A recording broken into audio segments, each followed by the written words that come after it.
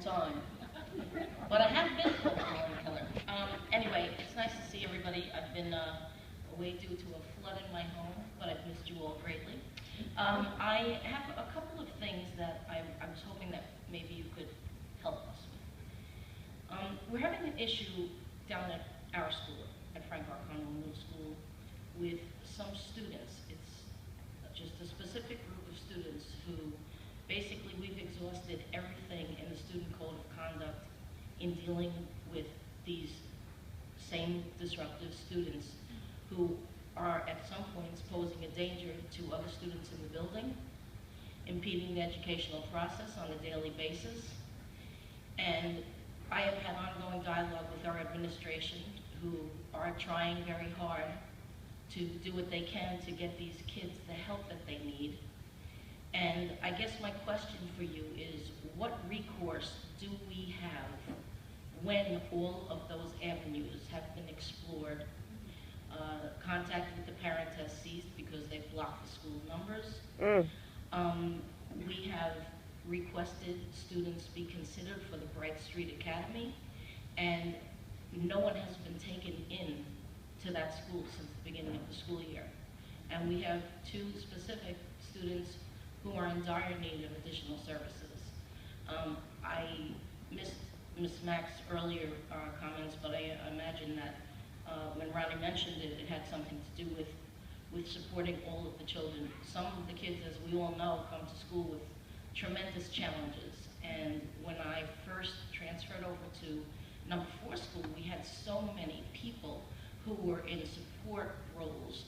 We had a school psychologist who would work with the students in small groups, and she was tremendously effective.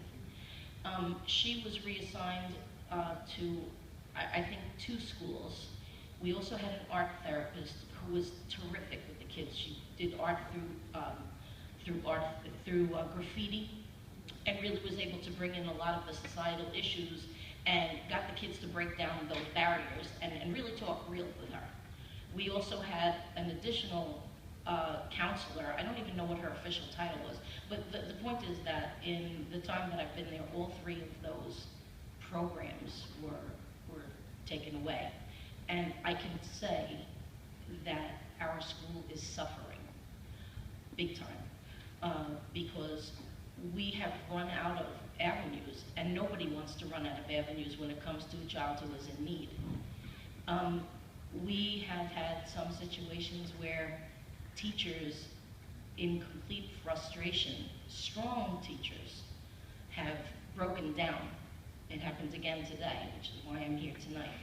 And I am asking that maybe somebody could give us a couple of suggestions about ways that we can, I don't know, whether it's to raise money to hire somebody else or do something to get the kids that are in such need the help that they require, because we've exhausted everything and they are not being successful, and they're a detriment to the classroom environment.